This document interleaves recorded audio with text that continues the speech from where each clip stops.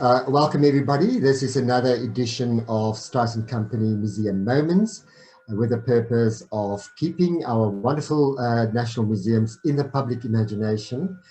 These museums and galleries have done great work, and with the continued lockdown, people are not often able to go to the actual premises, the gallery or the museum. And so we thought it a good idea to just bring you, the viewer at home, what is happening, where the collection started, what they are doing, and the highlights in their works. And today we are very fortunate to speak to curator Stefan Hundt, and he's in charge of the Sanlam Art Collection in Bellevue in the Cape. Stefan, where did it all start? Well, interestingly enough, as you'll see on the screen, unlike most corporations, Sanlam decided to start an art collection as such. You know, there's a myth that goes around that Sanlam had decided to start an art collection just because they decided to change their calendar. So yes, the calendar had some influence on it, but essentially they did decide to buy and to start an art collection. As you can see, these were extracts from the board minutes as to why they motivated for the acquisition of the artworks. I think that in the end, you know, the investment element wasn't too far from their minds as such at one stage. I mean, if you look at the minutes of the committee meetings subsequently over the years, it's quite interesting to see how the discussion changed from one board to the next, for instance. But very fortunately, they, right from the start in 1965, decided that it would not be the chairman's spouse that's going to decide what's going to be elected. They decided they would appoint a consultant, and that was Friedrich Alexander, who at that time was the critic to Die Burger, and quite a knowledgeable writer about South African art already at that time. And he had already published quite widely on them. So the early collection was established quite early, in the sense that by 1968 they had already almost 200 artworks in the collection. And so where were these works housed? Yeah, so initially they were housed in this building that you see at the moment, which was the head office for Sanlam in Belleville. And this picture dates from around about 1953, a very typical modernist design. The interesting thing about Sanlam, whenever they have built their head office buildings, they've always sort of trended to go for the most contemporary approach that they could find, which is quite unusual given its conservative background. But essentially, the collection was housed in here, and I think that if one looks at the dimensions of the artworks bought, I think many of them were bought to be kept in office spaces. So they're quite modest in size. The initial collections that they acquired, the initial paintings that they acquired, were quite modest. But they overall were quite good purchases. So they still form a very important core of the collection. So this is what the head office looks like today. So essentially, what you're seeing there in the front, where previously the old building was, is in fact still there, but it's just been covered over. It's been redone entirely. So the core of that building that you see right in the front is actually that old 1953 block, and the addition of the rest at the back, a 9-story building, and then connected by 2 very big glass atriums. So essentially, until 1993, you know, Sanlam had this art collection that grew and grew. And initially, from the 800 works, we will look just now how it expanded dramatically in the late 80s, early 90s. So, and this is an image of the Sanlam Art Gallery that was established in 1993.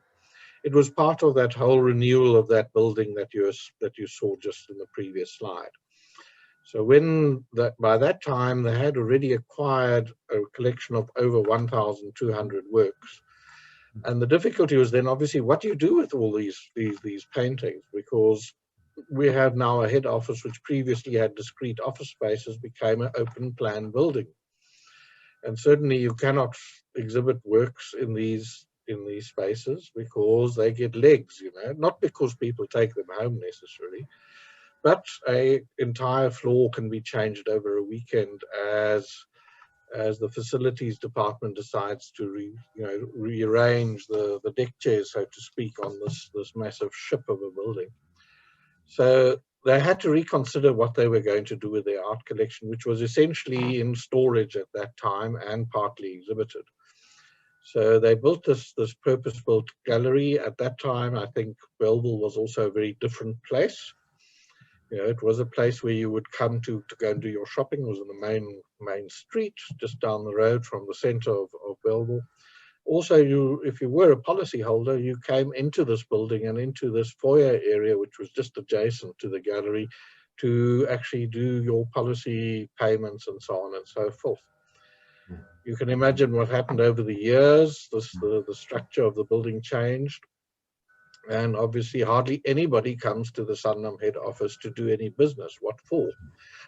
You can do it online, or you can just go down the road to your broker or so on. So effectively, also the change in Belleville, as many of our city centres have changed, there's no real attraction to be coming down this way, unless, of course, you want to come and see the Sanlam Art Collection, which you're welcome to. And this gallery is open to the public normally. Of course, under COVID, everything is now under, well, I wouldn't say lock and key. You can come by appointment. And generally what I do or have done over the years is I've always given tours of the collection, not only on exhibition, but what's on display or in storage.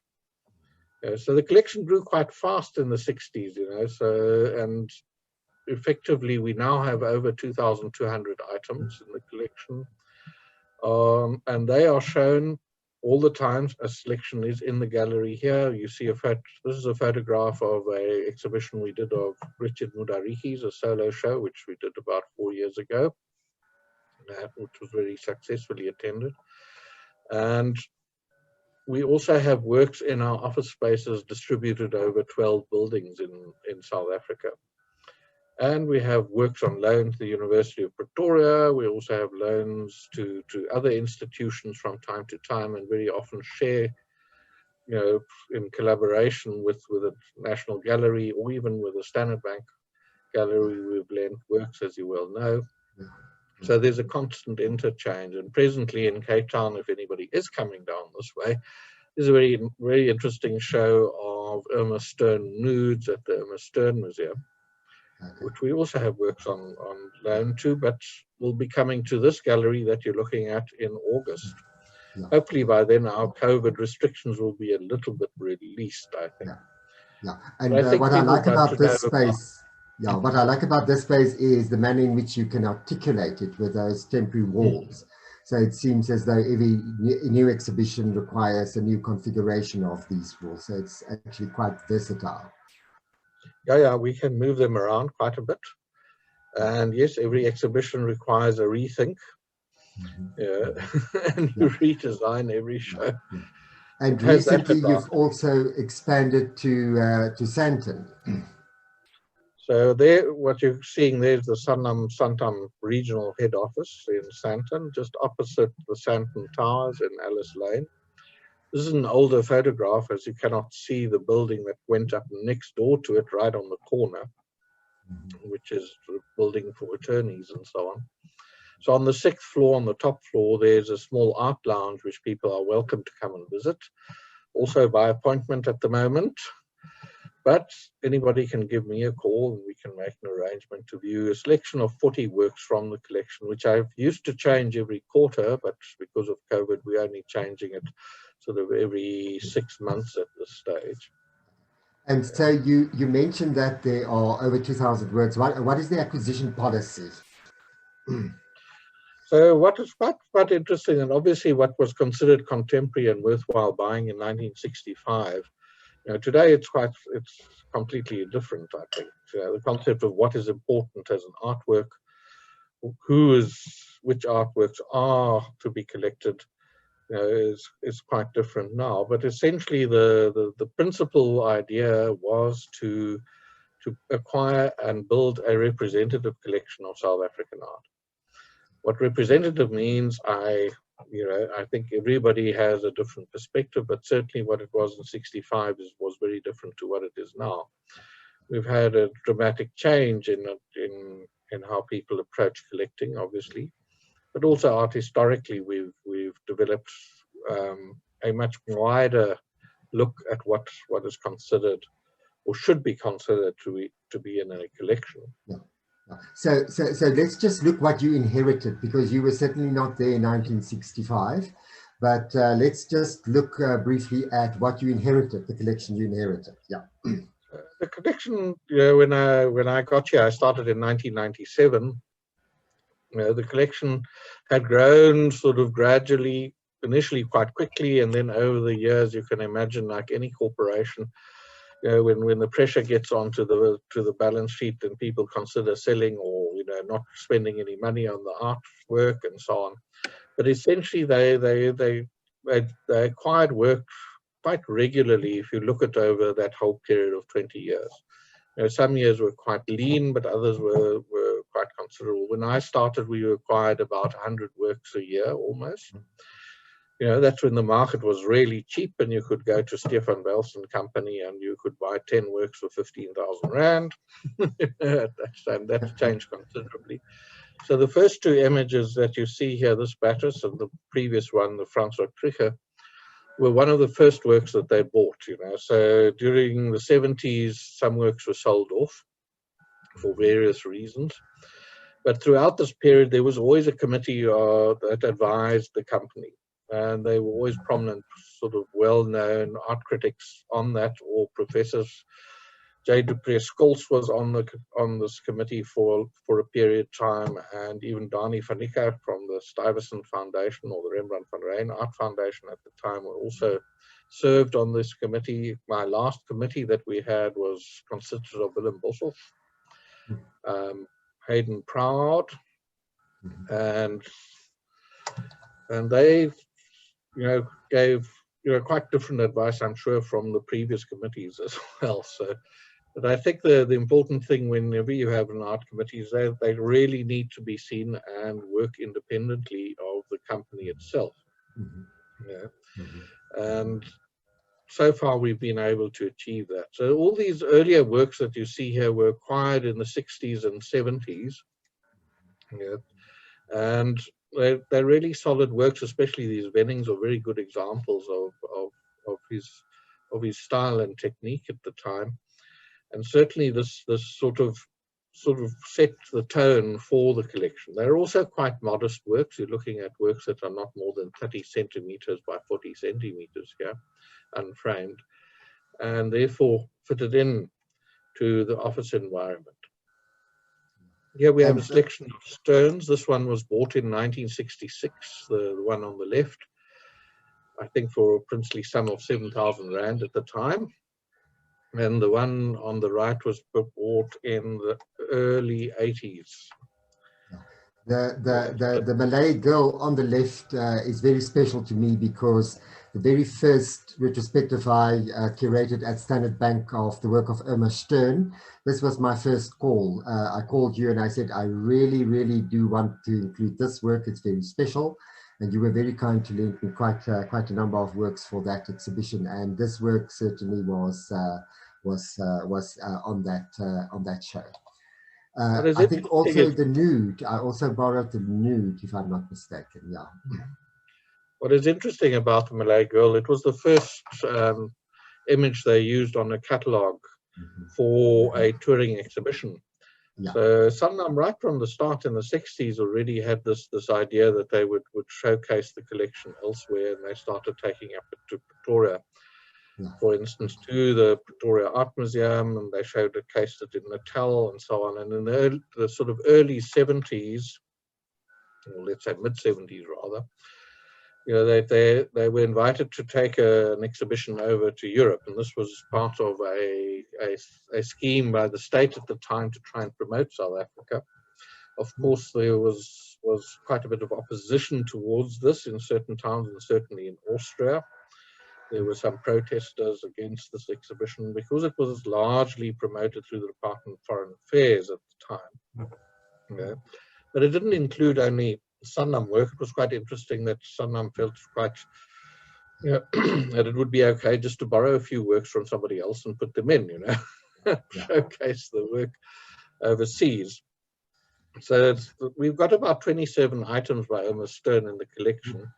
And if you carry on to the next slide, I think, okay, no, we'll get to the other items, which included quite a portfolio.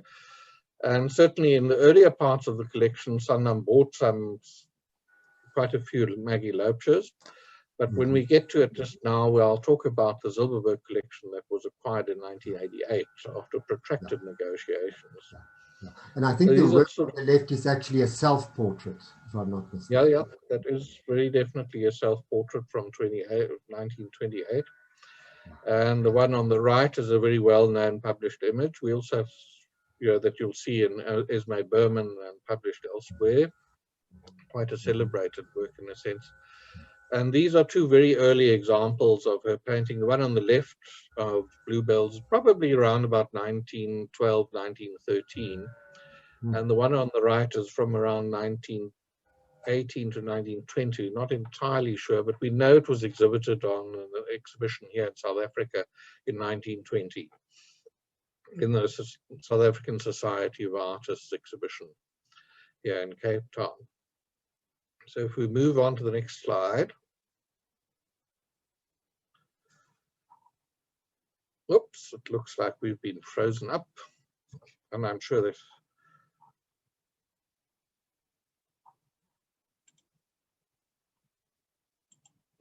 so I'm just talking. I wonder if Wilhelm has left because of load shedding or not.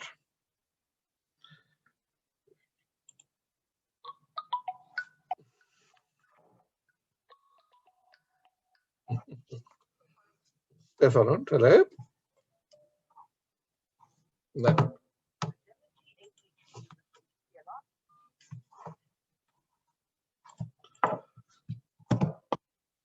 So we seem to have lost our video, but what I'll do is I'm going to share my screen and we can carry on with that presentation. Okay.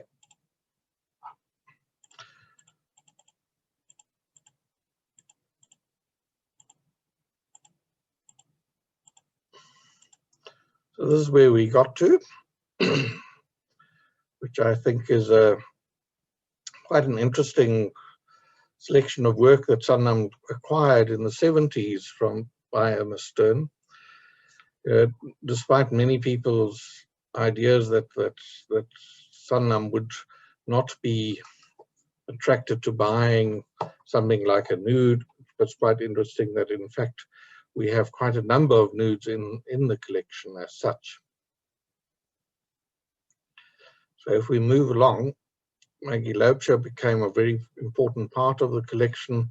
Here are just some nudes as well from that collection, showcasing what is going, the sort of broad nature of this collection. Wilhelm, are you back? No.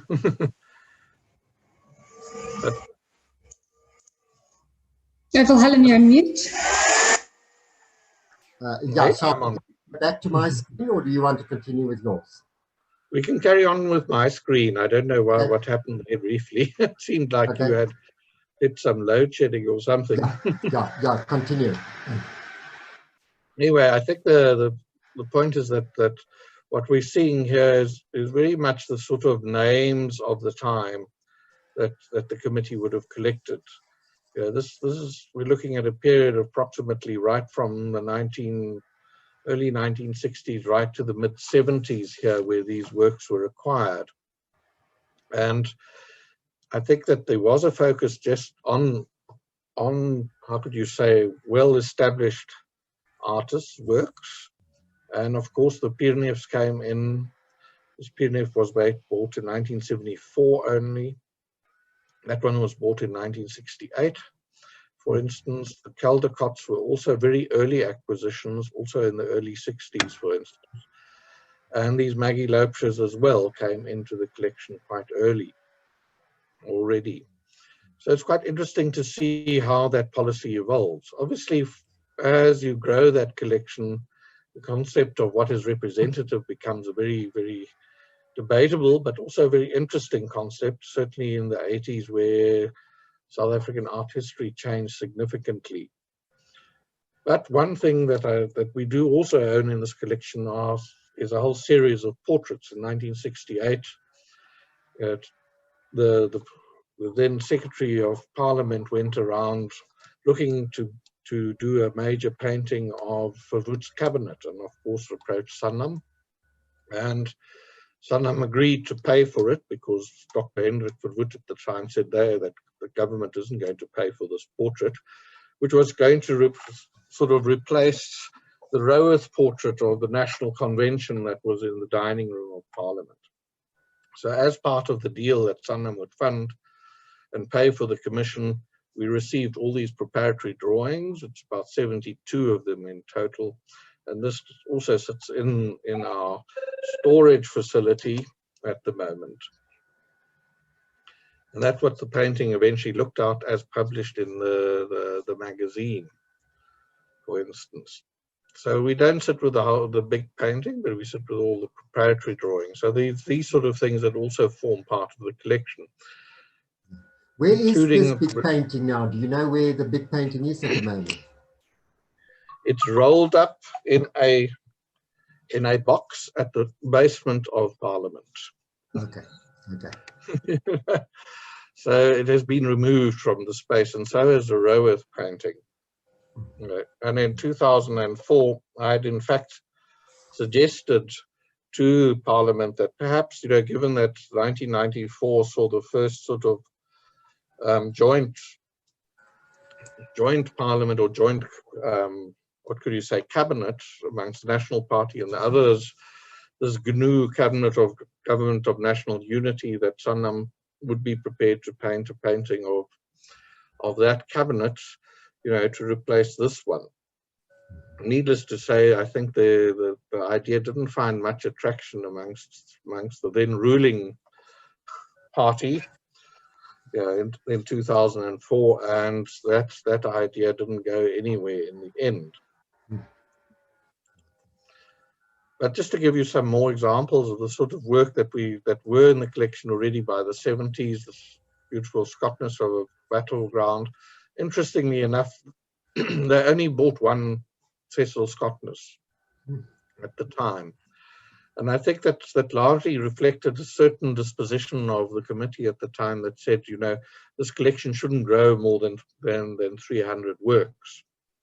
And I think they'd already sort of realized that what you do with this collection when you've got so many works, somewhere you have to provide space for them, you have to showcase them.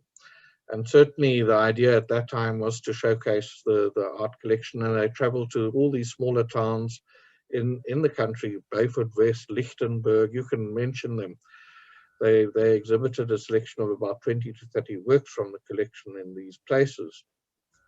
So moving them around at that time had its challenges, but certainly didn't have the sort of issues that we have now, where work like this would have been acquired for about 5,000 Rand or even less at that time, where we're looking at considerably more value today. But they were also quite progressive in buying abstract work. This work by Douglas Portway, also from the 70s, very exemplary of that period, but also Fred Page. Of course, Eric Loubser came into the collection. And then, of course, the biggest problem with any corporate collection is what do you do with sculpture? Especially in an office environment, the sculpture might only be 50 centimeters high or 40 centimeters wide, but it requires a lot more space to actually be seen. For each 50 centimeters, you need about 2 square meters of space to actually showcase a sculpture like this. But they bought very judiciously, like the early work on the left there by De Sanders Hendricks, called Tama Morena at that time. Then this very beautiful Kotler of the standing nude in the center, and this Lippy Lipschitz of the washerwoman, as it's called. Other sculptures that they acquired, interestingly enough, on the left, would be surprised to know that's also a Lipschitz called Diabolo. And the right is a maquette by Ian Riedlinghuis, also from the early 70s. Yeah, I was very surprised when you mentioned it was Lippy Lipschitz, because that work reminds me very much of Sophie Tauber-Alp, the Dadaist, the wife of Jean Arp, and the work that she did in wood. And many years later, also the use of wood in bits of wood by Karel Appel, for instance. I saw a lovely exhibition of his sculpture in Amsterdam. And even our own Pat McClure also does these collages with wood. So I was very, very intrigued by the work on the left. Equally so with Ian Riedlinghuis, because he was part of that 1980s generation of sculptors sponsored by Afrox, because Afrox at that stage sponsored Niels Coetzee, Ian Riedlinghuis, Johan van Heerden, Eduardo Villa, you know, so there was a big upsurge in sculpture. And this one reminds me of Anthony Cara, you know, the mid-century British sculptor. And if I'm not mistaken, I think Ian also won a student competition judged by nobody else but Clement Greenberg in Durban at one stage in 1975, I think. So he also taught at Wits, and so it was very interesting to see this example. So also I think that with their sort of focus on looking at South African art very broadly, they obviously also acquired sort of iconic pieces by somebody like Van Bo, for instance. There are four by Van Bo in the collection. This one was acquired very early in the 70s. There's also the coffee drinker that many people would be quite familiar with. And we acquired two other Van Bo works later under my sort of curatorship, which I'll showcase just one of them later on. Also, these Kentridges were bought in the early 80s. This was bought off, the one on the left of the stadium was bought from Casira Fine Art just after during William's show there. And interestingly enough, I think this etching that we have on the right here of the flower, these were probably produced, I'm not certain, at Caversham Press. Yeah. And you could then, I remember, buy into a portfolio of works that would be issued every quarter or twice a year, and you paid a certain amount. And this was one of them. Yeah. And I think you paid the princely sum of 700 Rand and you got 4 prints. Yeah, considerably more worth today. But what is more interesting is when I started here at Sanlam, this item was not listed in the collection as part of the art collection. It had been acquired at the time when they redid one of the executive floors in the building, and this was part of the renewed decorative program, and therefore wasn't seen as part of the art collection, surprisingly enough. Obviously now it is. So also these works were also acquired at the same time. The 80s, the drawing and the etching a little bit later, but certainly for almost next to nothing, I think. They also were quite, I think, adventurous in already buying a Diane Victor in the 80s when she was beginning to make her mark. So this work was acquired at that time.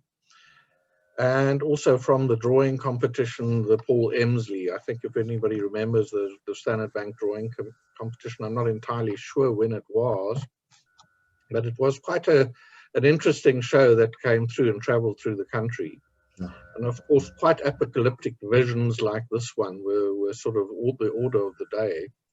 And I think at that time, the committee made quite a good decision on acquiring this work, especially if you look at what he's producing today.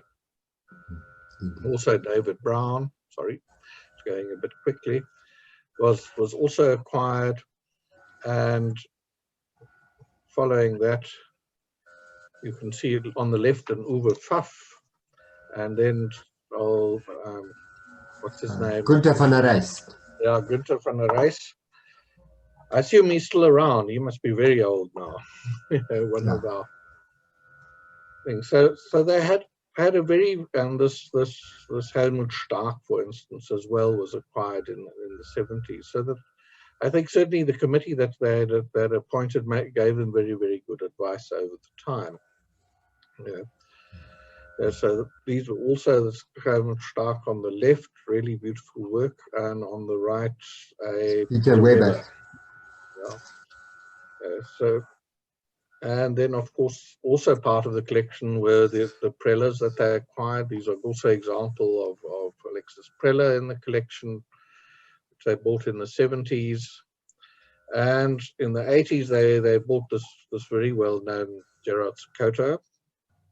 And I think by the 80s, the art world had changed quite significantly. If you remember the Tributaries show in 1985, that sort of in a certain way shook the art world, which was already going through significant change anyway, because art historically, in Europe and in this country, people were rethinking those old concepts of our Eurocentric perspective, that the sort of contemporary art scene is really dominated by America and Europe. And certainly what was considered to be fine art and what was considered to be craft were two very different things. And obviously in a country like this, when Mudariki came around and put these works that came down from Northern Province, Limpopo, that the whole debate was put on its head about what was significant and what should be in art museums and what could qualify as fine art. But in 1988, Sanlam stretches its neck out and buys 6 works by Thomas Baines, which were destined for export. They belonged to Renfreight at the time, and the idea was that they should be sold in London, of course. And it's quite interesting that this was probably the most expensive purchase Sanlam had made for many years in terms of art, certainly. And the total collection, that amount of money they spent in 1988 was R1 million. And I think everybody gasped at that amount for these 6 paintings. It also says something about the attitude of the directors at the time, that they were willing to put R1 million on the table for these paintings. I think if you try to put this in front of a board of a major corporation today, I think there would be very little interest in this sort of work today. But on top of that, a year later, they buy an entire collection from Dr. Helmut Silverberg. So they buy 1,200 works from Helmut Silverberg, who had collected these items over many years and had for many years tried to sell them. So suddenly Sanlam's collection grew from about 400 works to 1,500 works. Over sort of, not quite overnight, but suddenly we have a problem. What do we do with these artworks? But fortunately, there was a plan to renovate the head office, so Sanlam gets an art gallery in 1993, but also a storage facility in the building, in the ground floor, where we have a fully fledged storage facility. And also they put these artworks on tour consistently throughout the 80s as well. But let's have a look at what the Silverberg collection consisted of. So there were some really prominent works, and interestingly enough, the entire collection was bought for 2,140,000 rand, which I suppose, given the Baines paintings and these ones combined, was about 3.5 million rand, is what the value of the collection suddenly stood at. And this sort of investments, I think, made the company rethink what it was doing. Therefore, the art gallery was established so that they could showcase the work, which they certainly couldn't put in the office environment at that stage. Part of that collection consisted of a portfolio of lithographs called Dumela Morena, which you also showed at Standard Bank, the uncolored version. in our archives, it's quite interesting to see that Silverwork noted how many editions there in fact were of this. And there are actually only 6 hand-colored editions of this collection. Where they are, I have no idea, but we've got one. Yeah. Now they're part of a set of 10 of them from 1920 lithographs, and they were usually they were actually made for the European market, you know, just to show what the local color is all about. But as you say, you know, it's always the black and white versions or collections or portfolios that you see, never the colored ones. So I'm very pleased you have this set. Also were some very early paintings from Maggie Loubser. Quite clearly, Mr. Silverwork, who had come out from Europe in the 1930s, he was a magistrate in Karlsruhe in Germany, and obviously saw the writing on the wall very early for him.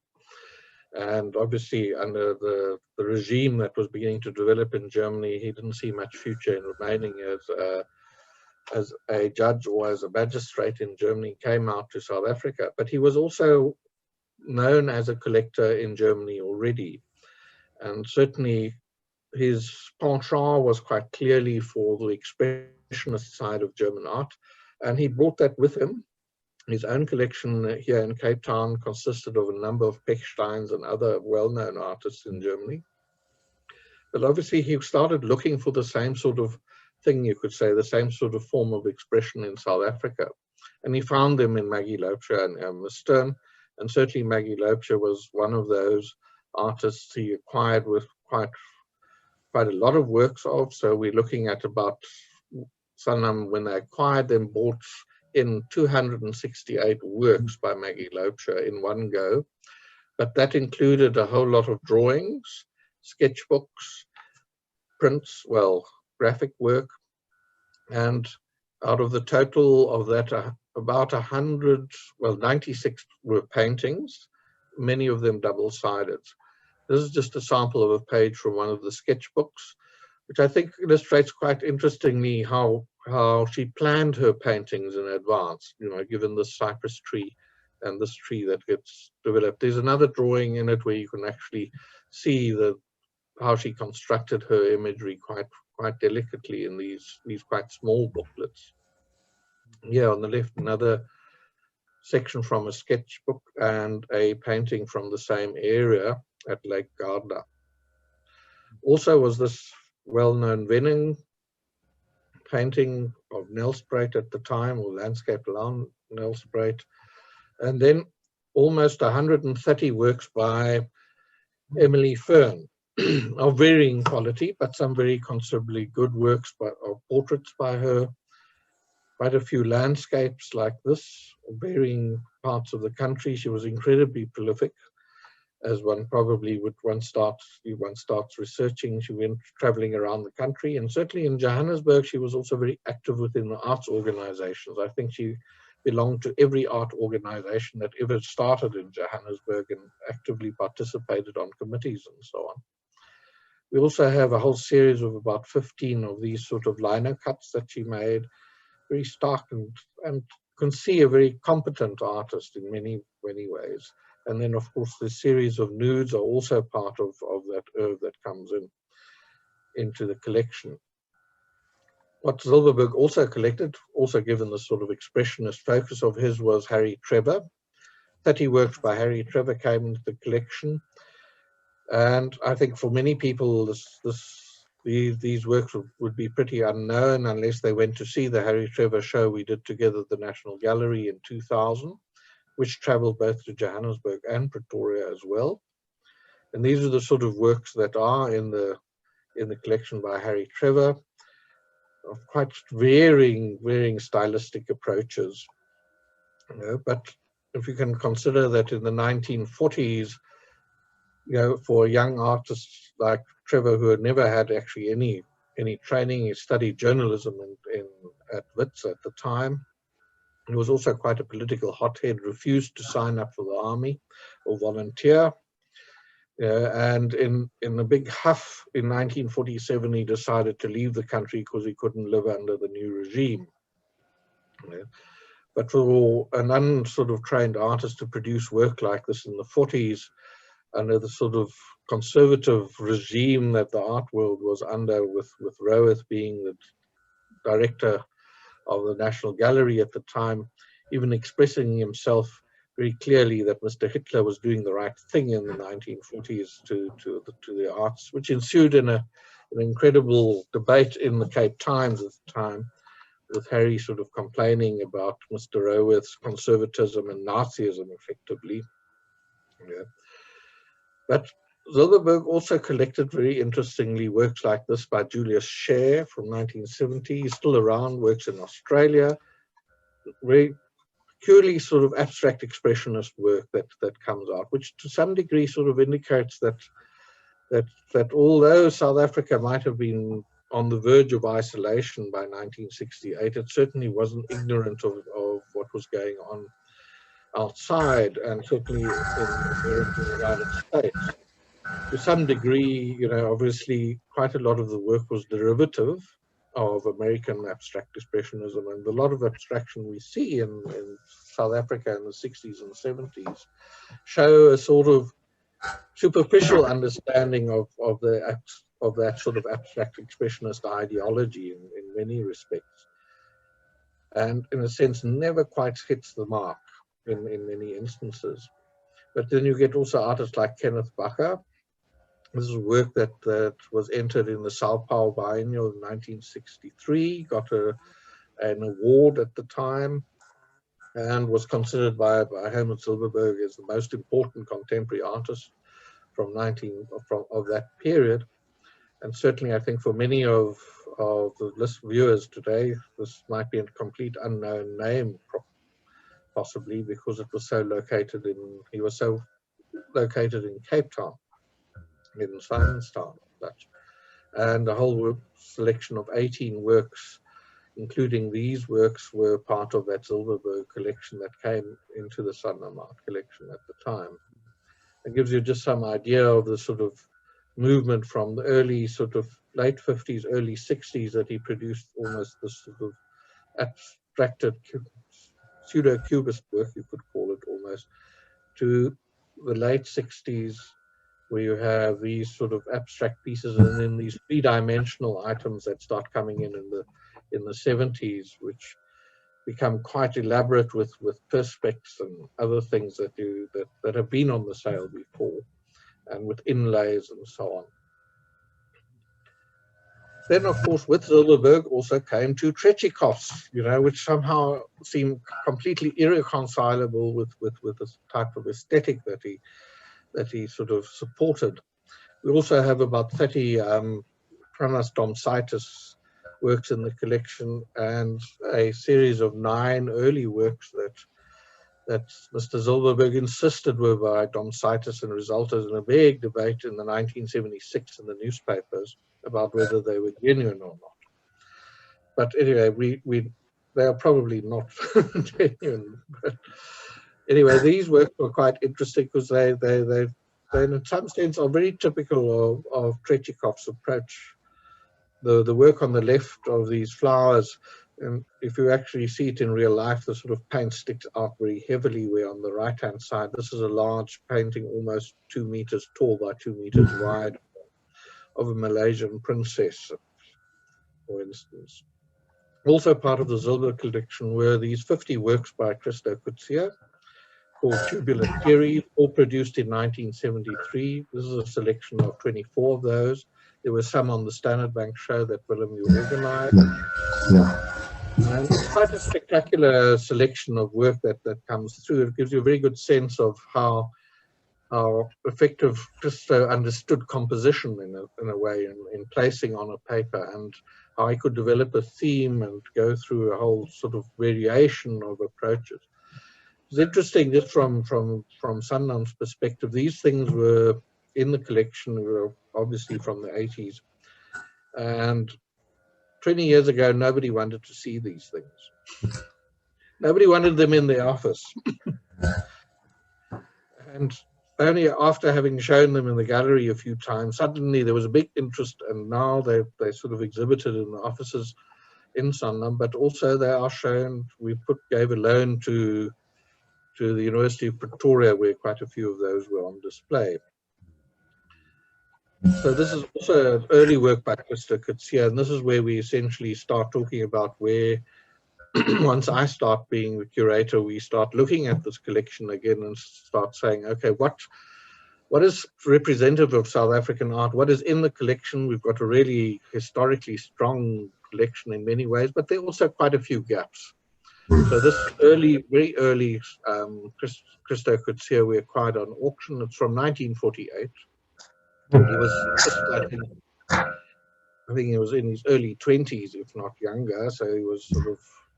Yeah, he was still studying at Wits at the time. And it's quite interesting if you look this and you look at British painters of the time, like Sutherland and so on, how these influences were very quickly absorbed into artist works like also this sort of early 50s was also bought at auction from Stefan Wels at the time. And the idea essentially is to, if you have a strong representation of an artist, is to build it out to some extent and give some sort of representation of the diversity of that artist's work over a period of time, not only in terms of subject matter and approach, but also in terms of medium.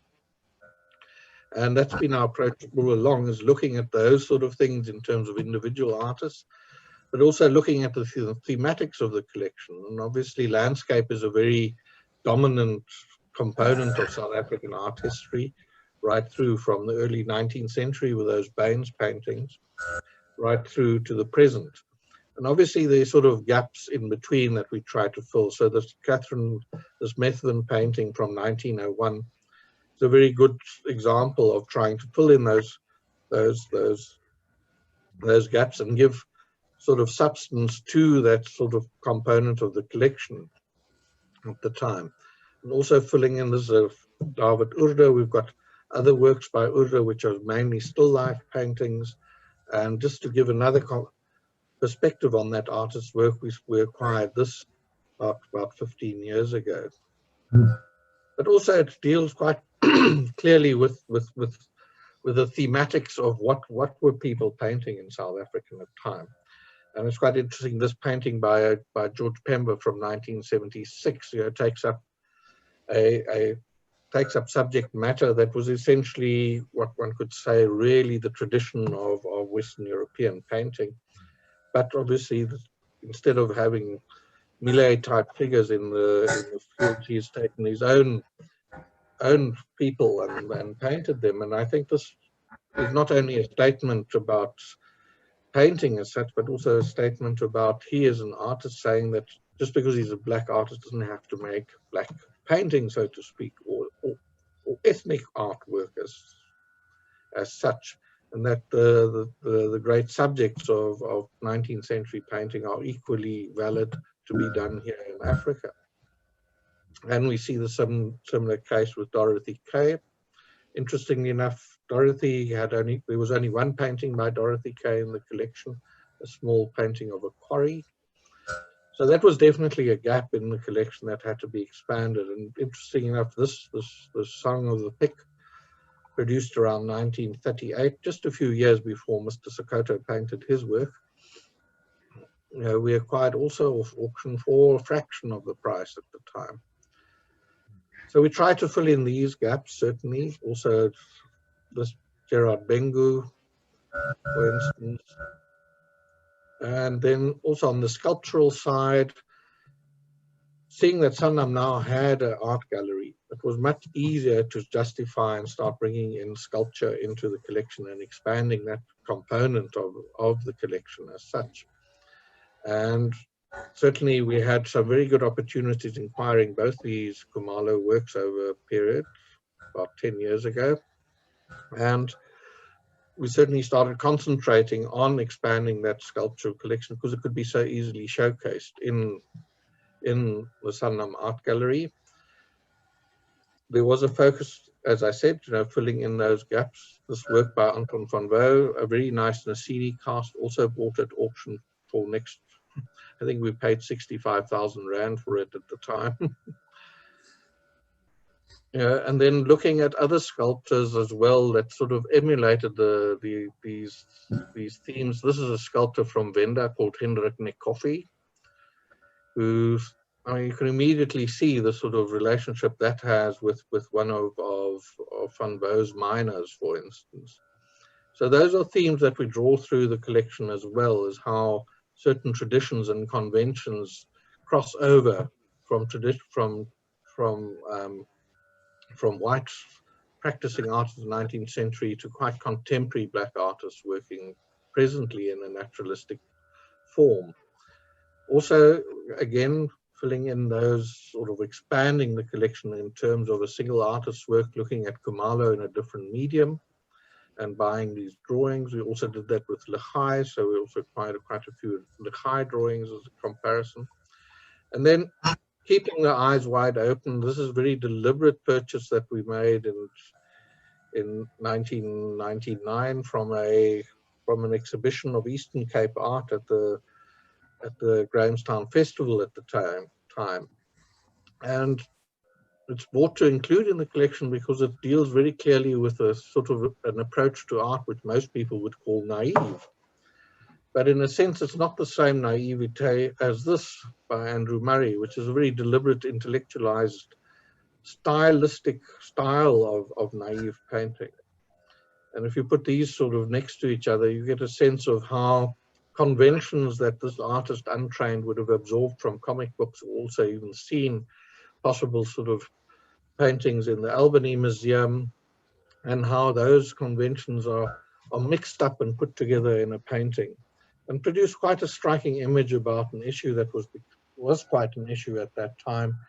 If you recall, with the internecine sort of fighting in Natal between Inkatha and the ANC, and obviously also the sort of raid from Lesotho into the Free State of stealing stock, from those areas. So very sort of, how could you say, contemporary issues dealt with in a style that one would associate far more closely with 19th century painting, but also with sort of comic book art, the sort of writing on the top there, for instance. And it gives one a different perspective on what South African art history could and it should be about, I suppose. Here, an early work by Duran Sikhlali from 1974. One has to imagine that we know that Sikhlali spent most of his time, or did most of these sort of watercolors in situ on site. Must have been quite extraordinary for anybody driving up Chapman's Peak to have seen Mr. Sikhlali sitting there, black man, painting a watercolor in a very sort of typically English transparent watercolor style. So it's toppling those sort of notions that certain artists should only produce certain type of works because where they come from.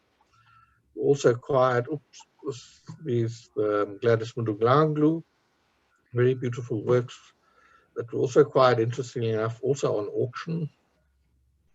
So slowly we started filling in those gaps, and also of sort of early works by Larry Scully. Sanlam didn't have a single Scully in its collection when I started, and I think that certainly, in the early 90s, nobody bought any Scully.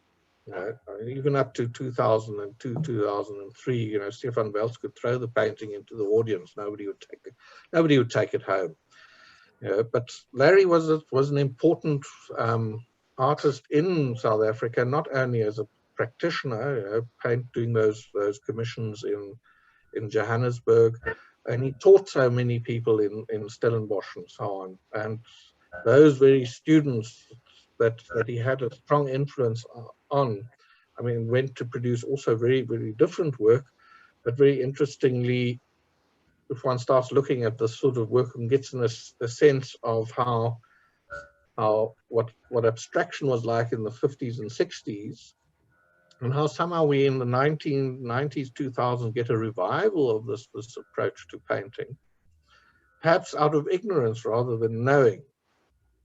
But certainly for Scully as an important teacher, I think it's important to have his work in the collection and to actually be able to see really good examples. And in that sense, we have this work from '63, And then just as contrast, these two works, the work on the left from 74 and the one on the right from 1959, giving you a pretty good idea of what Larry was about as an artist.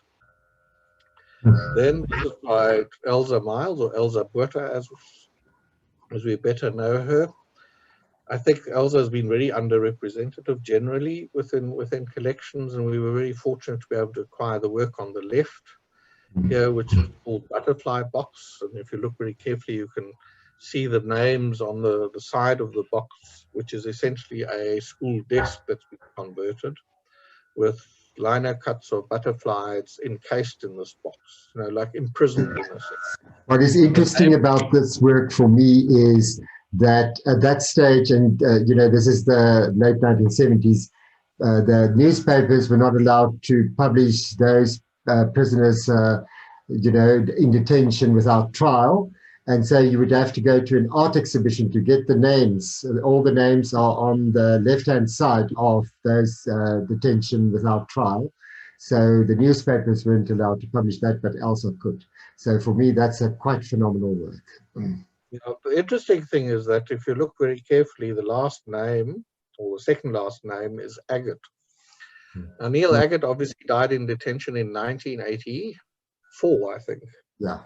So this work sort of interestingly doesn't date from the 70s, but from the 80s, of all things. And certainly the names, I mean, Timol is not only people who were in detention, but who died in detention as well. And that those names also continue on the other side. But certainly, as you say, this was a very direct provocation towards the regime at the time, who were incarcerating people. We couldn't publish them nor quote them in the newspaper. The work on the right is called Manifest, and it's also sort of is quite a provocative work at the time, produced in 1981. It's the ANC Freedom Charter, but in Afrikaans. And I think this really would have riled the establishment at the time, because not only is it a direct publication of what is considered a banned document, but it's done in Afrikaans, but it's also presented as an artwork to top it all, which means that it cannot be banned, or couldn't under the old legislation be banned, because it wasn't considered a publication at the time. And the Publications Control Board had no control over artworks, although they could ban as much literature as they wanted to. So it's just a close-up of the image to show how it was produced. And there's a reproduction of this I think there's only one print as far as I know, and that's in our collection at the moment. We have a reproduction that's been installed at the Constitutional Court up in Johannesburg. But you can quite clearly see from these two works that Elsa was heavily and politically engaged already in the 70s with this work on the left called Sonder Verhoor, done in the 1970s, and this artist proof called Protests on the right, for instance. And I think these works would certainly have not entered the art collection in the 70s or 80s.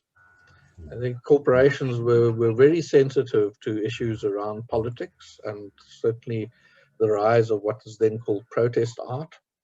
And certainly, if you look in our collection, the 80s, they were very careful about what they bought.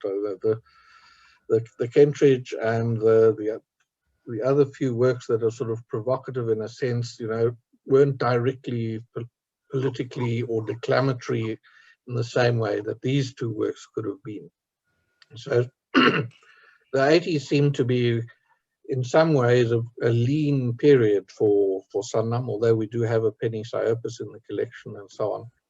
But certainly there are some significant gaps that we need to fill.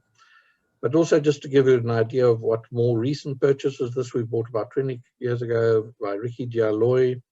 Interesting painting featuring Table Mountain, of course, with this angel.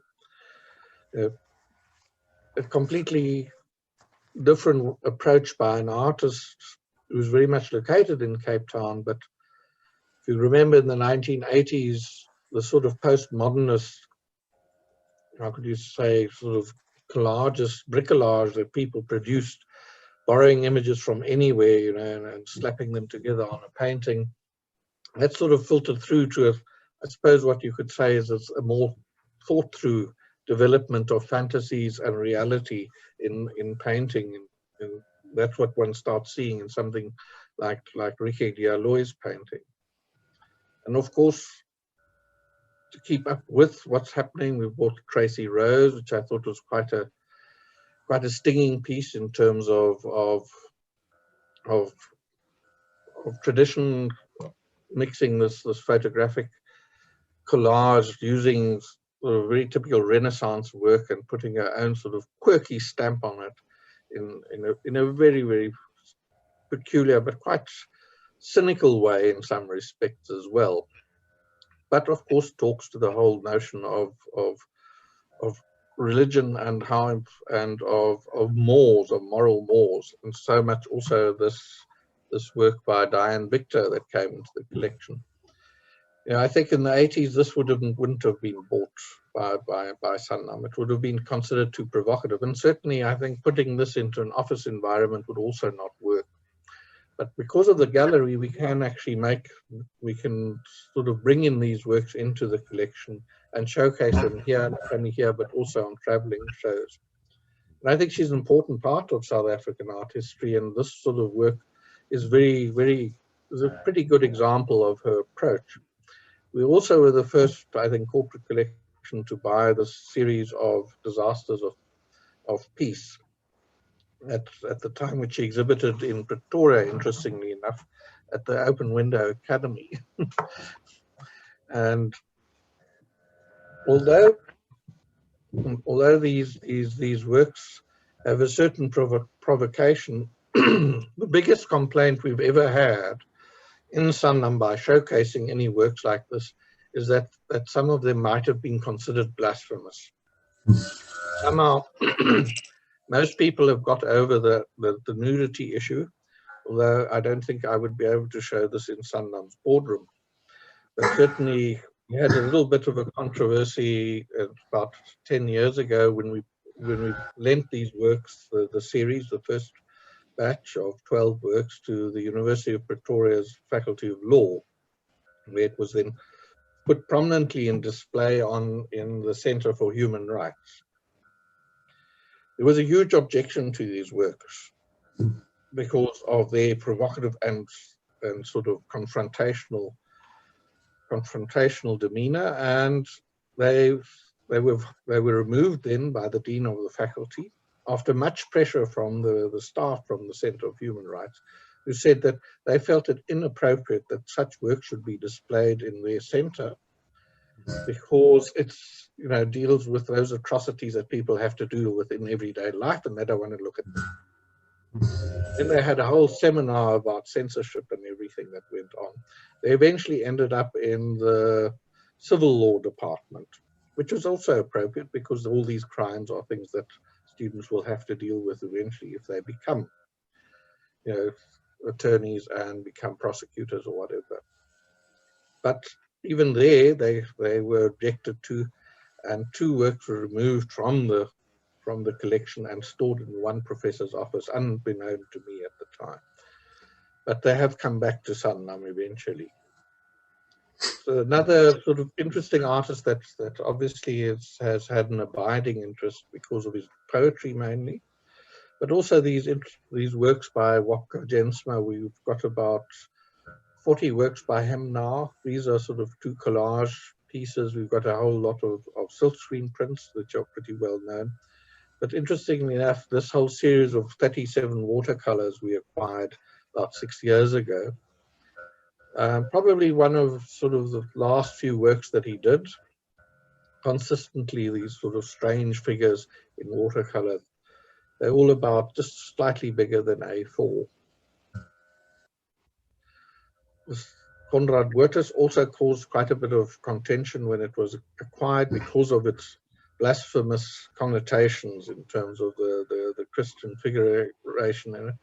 Interestingly enough, this was displayed in offices at Sanlam Private Wealth, one of our sort of wealth managers. And it was one of the first places where the the CEO of the company at the time said, no, he definitely wants work like this on display because it shows them that this company knows where it's going to and can appreciate the future. And it needs to provoke discussion and debate. Also, on the sculptural side, we've certainly started also acquiring works by vendor sculptors, like these ones. Very interesting, Johannes Maswangani, both works by Johannes. This was on show in Pretoria at the Javert Art Center as part of the 101 Conversations.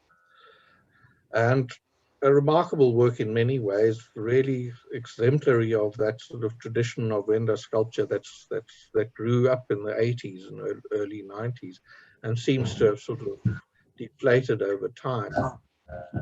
But also going beyond just looking at art produced in our centers, there's an artist called Jacques Fuller who works in Bloemfontein, just outside Bloemfontein, very sort of satirical work in what I call sort of boerenhumor, sort of more people will call steampunk work. These are not cast; these are all welded from components, separate components, and then annealed and grinded. Wilhelm Boshoff, which we also bought in the early 2000s, and sort of tried to give an idea of how his work, the different components of his work, including these sort of Kubus works that he produced in the 80s, and much later this city book, which is I suppose a development on the small Kubus, which is about 5 centimeters by 5 centimeters. And then in 2003, I don't know if anybody ever saw Kyk Afrikaans, the publication at the time, which came out in 1980. It was the sort of first book of Afrikaans concrete poetry. And from those concrete poems that he produced on a typewriter on A4 sheets, he in 1981 also produced a series, I think, of 5 or 6 works on silkscreen.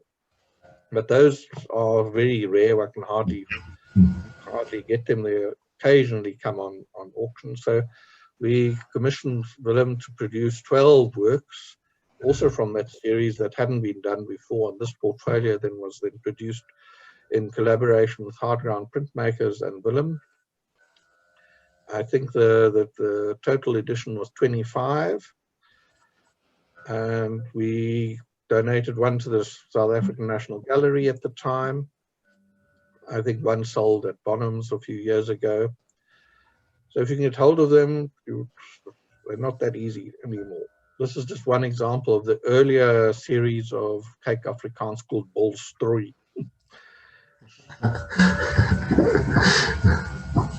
So, going on with the sculptural component, one of the artists which wasn't representative in Sanlam's collection, and I think for various reasons, Peter Schütz somehow never didn't really get the recognition he deserved until Wits actually produced a retrospective exhibition. We've got 6 works by him in the collection. These are just 2 examples. I think a very underrated artist. Certainly in Cape Town, he had never really been seen before. And in fact, the work on the right, which is called View, which is basically the street view of a garden, was in fact sold in Cape Town in the early 80s, and then later sold at auction by Esther Rousseau from Gallery International, if you remember. And Willem, can you guess how much we paid for it? Let's say 5,000. No, not quite. We did pay a bit more, 15. Oh, okay. And just expanding the range of sculptural elements that we have acquired. This was Leora Faber we bought in 1999, called Beauty Bar. Quite grisly work in a certain way. Creates quite a few not so satisfactory reactions, if you want to call it. But I think when Leora started producing these works, there were sort of very strong statements on female beauty and how this has been constructed by society in a way that forces women to have to want to look towards a certain ideal and go as far as having themselves operated on to achieve that. There's a sort of a critical, I suppose, view on that through sculpture. Of course, having a gallery, you can also put sculptures up that make a noise. This Gavin Young work called Force's Favorites, acquired in, I think, just early 2000. It's essentially a bicycle covered in vellum with a television set on the front. Of course, it's a post office bicycle. So what do post office bicycles do? They deliver post or news, good or bad. And on the video player is a film that Gavin made in southern Angola. He traveled up there and filmed parts around Quito Carnival. Quito Carnival was the town close to a major battle that sort of ended in South Africa moving out of Angola, withdrawing from Angola. The Angolans say that they successfully beat the South Africans for the first time. The South African military has always denied that they actually had to retreat, but that this was a political decision to move out of Angola, and that in fact they had repulsed the Cuban forces. We do know that in a sense, the South Africans for the first time in that war actually had to deal with MiG fighter jets who were bombing them, which previously hadn't been the case. And I think that changed the relationships considerably at the time. And of course, the politics, world politics, had also moved on quite considerably. We had gotten through the Rubicon speech by P.V. Botha at the time. They had a serious economic sanctions brought onto South Africa. And the withdrawal then took place very soon. And by 1991, of course, Namibia became independent. But the interesting thing about this is the video, one actually has to watch it. It starts with John Foster announcing the invasion into Angola in 1975, and then shows the footage of what the area looks like presently with all the wreckage and rubbish left after the war, tanks and trucks still lying, rusting away. So in a sense, this is quite an indictment against this whole process that South Africa engaged with, and calling it Force's Favorites alludes to the well-known radio program that used to be broadcast with Esma Everard and other presenters, where you would send in your request to play a certain song for your boy on the border. And this was called Force's Favorites. And I think there's a sort of right comment on that. Another work by Jan van der Merwe called Gasto. And what you cannot obviously see here, embedded in this table are 4 television sets. And on the television sets, there is a little short film of a pistol being shot off, and it makes a bang every sort of 30 seconds.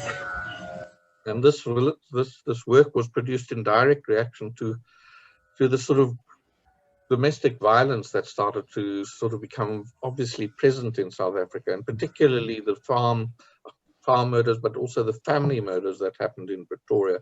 There were a series of 2 or 3, I think, over a period of 3 years where the husband killed the entire family because he just couldn't cope with life, or felt that that was the only way he could deal with the situation.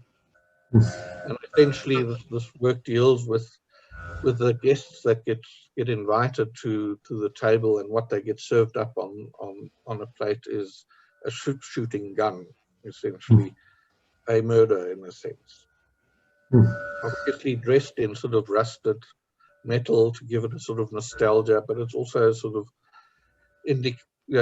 symbolically indicates the decay, not only of society, but also this artwork sort of slowly decays away as this rust falls apart. And that's true, yes. Unfortunately, this artwork does slowly fall apart, and old Jan has to come and fix it up every now and then. Also, just to show that although you might be a pale artist, unfortunately, Judith isn't with us anymore. The work on the left was bought in the 70s. It was called Bach of Dante, part of her obsession with Dante's Divine Comedy. And this work on the right was produced in the 1990s. Quite a gruesome image in many respects. We acquired that, I think, in 2004. And gives you a good sense of how Judith's thinking changed over a period of time from 1974 to 2000. And she said she did this in the 1990s to 93. And this is also a bit of an anomaly. If anybody can remember, Hans Potgieter was a lecturer at Wits Tech at the time. And I think if one looks back at that period in the early 80s, you know, Willem Boshoff and he were both guest artists in the Johannesburg Art Gallery, invited to exhibit there. At that time, if you look at Wits, for instance, the whole approach to art making was politically engaged. The whole idea was that your artwork, if it doesn't say something about the political situation, wasn't really worth considering. You as an artist had to engage in some way. Where on the other hand, if you look at what Willem was doing and Hans Potgieter, they were dealing with aesthetic ideas, you know, which were very much in question in Europe at the time. You know, dealing with the abstract, but also the cerebral. In what sense does a sculptor sculpt in your brain, in which way? And that's how Willem starts building these word pictures, in a sense, or brings the blind alphabet in 1994 out, and you know, forces people to sculpt in their own brains in a way. In a similar way, Hans Potgieter was quite an innovator in trying to deal with sort of optical aspects of the art at the time. And this was, I think, there are only another 2 or 3 works of his oeuvre that I've seen in museums, and we fortunately do have one. And Wim Botha, 2 works that we also acquired about 10 years ago already. So as things go, the collection becomes more and more focused at contemporary work, buying more and more contemporary work, but also realizing that, you know, filling in the gaps is necessary, keeping a very steady eye on how things evolve over time. Wayne Barker is in hers. There's Adam Lech, photographer down here in Cape Town. He produced a very interesting video piece called Perpetuum, with this collection of 5,000 images put together of the sequence of washing up plates after plates, day after day. And another video work by Jacques Kutzer called Cluster Park, which is also in the Johannesburg Art Gallery, which looks at how landscape has changed. Obviously, you have this little video screen with a very elaborate gold frame around it. And the actual video showcases the sort of cluster parks that have evolved in Pretoria again and again, taking over that whole landscape, sort of almost destroying that landscape with these sort of anonymous buildings. So work by Pauline Gitter called Their Last Supper Unfinished. Pauline has been dealing with the subject of farm murders for many years. She had done quite a few installations that some people might recall. This work in particular was derived from what was left over on the table after this farming family was killed on their farm near Windburg. And it's quite poignant. It's a large work. It's about 2 meters high by 2.7 meters wide. Then, of course, while one is in the market, one doesn't, you know, want to miss an opportunity. These are 3 works by Marion Arnold. They're 2.3 by 2.3 meters wide and 2.3 meters high. They used to belong to Woolworths. And in a redecorating scheme, Woolworths said, no, they didn't want these anymore. And I threw them on the auction. And these extraordinary works, okay, fortunately, are now at Sanlam. And we were very fortunate to buy the entire triptych for only 68,000 Rand at the time. Not bad. Marion is also one of these artists who was incredibly influential, you know, as an art historian and also as a teacher through UNISA. She influenced a lot of people, got people to understand the importance of art history itself. And her own works are sort of musings on her origins in Zimbabwe and how these sort of little figurines are sort of, how can you say, containers of memory for her in a way. They're ubiquitous in a sense. And these ubiquitous still lives speak of the sort of discomfort of herself living in this African continent, but being very much a white European and having to develop a new sort of pictorial language in some way or another that speaks of both cultures in some way. And in a sense, these sort of flowers that stick into these African pots are sort of those sort of props, in a sense, that she's developed to speak of that sort of discomfort that she has, or or the struggle that she has with trying to develop a language, an artistic and pictorial language that makes sense in painting at that time. So very much 1980s, as you could say, if you think of Philippa Hobbs with her sort of big woodcuts, for instance. Then more recently, Richard Mudariki, playing on the theme of roads. This is called The Model. Interestingly enough, is Mr. Rhodes a model for whom? Yes, for artists who want to paint his portrait, but is he a model of a colonial terrorist? You know, and should we be removing him? Richard himself obviously comes from Zimbabwe. This Sifo and Lovo. Interesting take on Mr. Mfete. With a sort of skew canvas. This canvas is shaped in the form of that box, giving a sort of three-dimensional illusion. Very interesting artist. Unfortunately, he doesn't make this sort of work anymore. He has gone back to landscape painting, interestingly enough. Young artist here called Ashley Walters, a photographer who's making some strides in the photography world here. This is a series of 44 works that he did on Eitzig, which is just down the road from Sanlam. It's a part of the Cape Flats that is fraught with gangsterism, of course. And he sort of did his essay on how he views his life growing up there with his grandparents, not with his parents, in Eitzig. And some superb photographs that are constructed and selected, giving a sort of very intense sense of the sort of life that people live. But also, these photographs aren't just, you know, sort of lucky picks at the time, that instant in the moment. So, for instance, the work called Monster here is in fact a collage of 10 or 8 photographs that have been sort of put together to get that effect just right so that the lighting fits in properly and so on. So it's not that instant like a David Goldblatt who's just, you know, caught that moment in time. These are many moments in time combined. Maswana is a young artist. This was bought off the APSA Red Dot auction that they had, supporting young artists during COVID. Interesting painter from Pretoria. We'll see what he develops. And not to miss this opportunity, these Mbata prints we also bought off the auction recently. Somehow Mr. Mbata has sort of left the art world. For many people don't even remember who he was. Incredible lino cut artist who produced mainly Christian themes, religious themes, but superbly produced and very, very underrated, I think, at this stage.